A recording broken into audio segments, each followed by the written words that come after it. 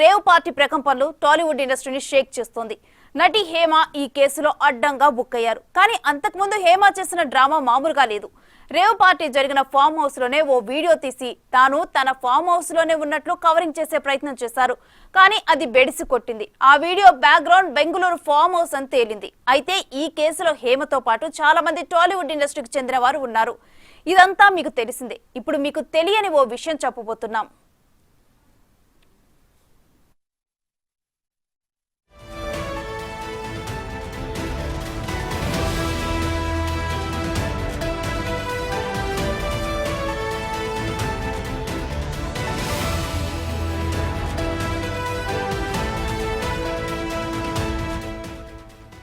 ఇప్పుడు మీకు ఓ వీడియో చూపిస్తున్నాం.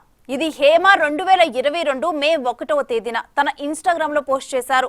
ఆవకాయ అన్నం కలుపుతూ తమ ఇంటికి ఓ కొత్త గెస్ట్ వచ్చాడని ఆ వ్యక్తికి ఒక ముద్ద పెట్టింది. అక్కడ సీన్ కట్ చేద్దాం. ఈ వ్యక్తిని బాగా గుర్తు పెట్టుకోండి.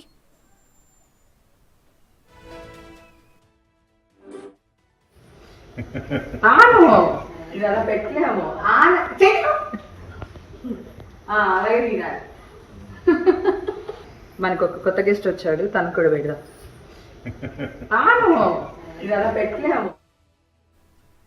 ఇప్పుడు రేవ్ పార్టీలో అరెస్ట్ అయిన వారిని పోలీసులు తీసుకెళ్తున్న వీడియో చూద్దాం.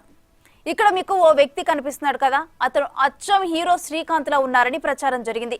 అయితే తనకు రేవ్ పార్టీకి వెళ్లే అలవాటే లేదని శ్రీకాంత్ క్లారిటీ ఇచ్చేశారు.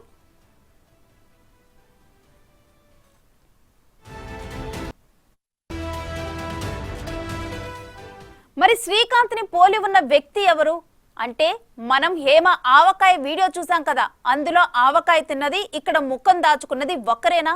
కొంచెం నిశితంగా పరిశీలించి చూస్తే మీరు కూడా అవును వారిద్దరూ ఒక్కటే అంటారు.